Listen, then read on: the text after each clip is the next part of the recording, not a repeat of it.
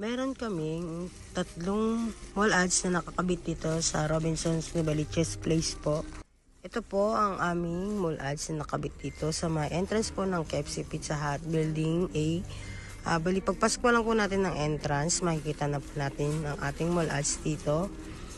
Ayan, nakikita siya agad ng maraming tao pag dumadaan, yung mga papasok po sa mall.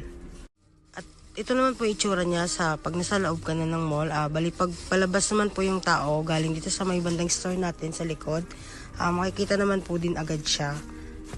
Ito naman po ang isa pang nating mall ads na makikita dito sa building B po. Bali pag makikita po yung ating mall ads na to pag palabas po tayo, pagkagaling tayo dito sa may Jollibee sa building A. Extension po ito ng Robinson. Bali yan, kitang kita po siya sa entrance din po siya. At ito din po ang isa pang mall ads na makikita dito sa kabilang entrance po. Bali ito po ay visible din po sa mga taong dumadaan. Lalo po then dito po yung paradahan natin ng mga taxi po. Itong entrance na po. Papasok palabas po. Bali meron pa kaming for RABP po na mall ads. Bali ka-approve lang po sa admin po ang mall ads po na ikakabit dun sa may terminal po ng tricycle po dito sa may Robinson Place po. Yun lang po. Thank you.